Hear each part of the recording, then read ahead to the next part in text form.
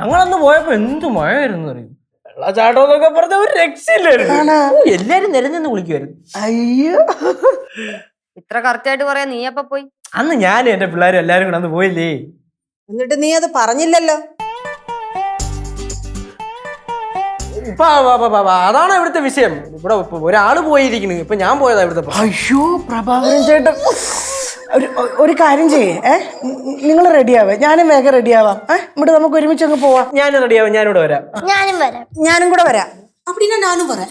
എല്ലാരോടും ഞാനും വരാം. ചേച്ചി പോരെ? എന്നാ പറ്റി ടെമ്പോ ട്രാവലർ ഇടാ, എല്ലാവർക്കും കൂടെ കയറി പോവാ അങ്ങോട്ട്. പോവാം. തിരിച്ചു വരുന്ന വയ്ക്കുന്ന കുട്ടാലത്ത് പറയണം. എന്നാ പിന്നെ ഒരു കാര്യം ചെയ്യും, എല്ലാരും പോയി വേഗം റെഡി ആയിക്കേ. എവിടെ പോണ്? ആരും പോവല്ലേ? അങ്ങോട്ടൊന്നും പോണ്ട. എന്തൊരു കുഴപ്പമെന്ന് വെച്ചാൽ നമുക്ക് ഇറങ്ങണ്ടേ? അവിടെ ബോഡി എടുക്കുമ്പോ അവിടെ എത്തണ്ടേ? ബോഡിയൊക്കെ 3 വർഷം മുമ്പ് എടുത്തു കഴിഞ്ഞെന്ന്. പ്രഭാകരൻ സാറ് മരിച്ചിട്ട് 3 വർഷമായി. ഞാൻ ഇന്ന് രാവിലെ ഫോൺ നോക്കിയപ്പോ സോഷ്യൽ മീഡിയയിലൂടെയാണ് അറിയണത് 3-ാം ചരമവാർഷികത്തിന്റെ പോസ്റ്റ്. ആരും എന്നെ അറിയിച്ചില്ലടാ, ഒരു വാക്കുപോലും പറഞ്ഞില്ല. സഹിക്കോളാ പ്രഭാകരൻ സാറേ, പോരേട്ടാ, എന്നോട് പോറക്കണം, എനിക്ക് സഹിക്കാൻ പറ്റുന്നില്ലേ. അയ്യോ അയ്യോ. മരിച്ചിട്ട് 3 വർഷമായിരുന്നല്ലേ? എന്നിട്ട് കുഴപ്പമുള്ള അച്ഛൻ ഇപ്പോഴാണ് അറിയണത്. നല്ലൊരു ട്രിപ്പ് മിസ്സായി.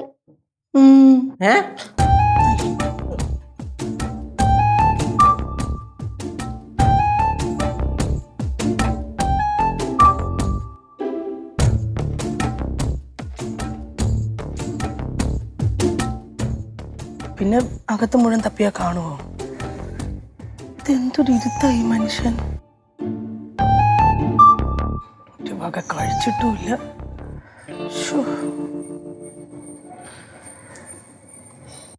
എന്താ നേരത്തെ ഞാൻ നോക്കുമ്പം അകത്ത് വിഷമിച്ചിരിക്കുന്നുണ്ട്, ഇപ്പൊ അതേ നോക്കുമ്പോ ഇവിടെ ഇരിക്കുന്നു. ഈ മരിച്ചുപോയ പുള്ളിയും അച്ഛനും തമ്മിൽ അത്രയ്ക്ക് ആത്മബന്ധമായിരുന്നു. അച്ഛൻ ആരോട് ആത്മബന്ധം ഇല്ലാത്ത? എല്ലാരോടും ആത്മബന്ധമല്ല, വഴിയൂടെ പോകുന്ന ആൾക്കാരോട് ഒരു ആത്മബന്ധമാണ്. ഇങ്ങനെ ഇരുന്ന എങ്ങനെ ശരിയാവും? ഒരു വക കഴിച്ചിട്ടുമില്ല. ഇതേ ഇങ്ങനെ ഇരുന്നാൽ ശരിയാവില്ല കേട്ടോ. അതന്നെ ഞാനും പറഞ്ഞോണ്ടിരുന്നേ. അത് ഞാനെന്ന് ഒന്നുകൂടെ പറഞ്ഞതേ ഉള്ളൂ. എടാ ഒന്നും കഴിച്ചിട്ടില്ലടാ, മരുന്നും കഴിച്ചിട്ടില്ല. അതാണോ മീമറത്തോടെ ഇരിക്കണേ? അല്ലേ ഓടാ, വാ ചോദിക്കാം.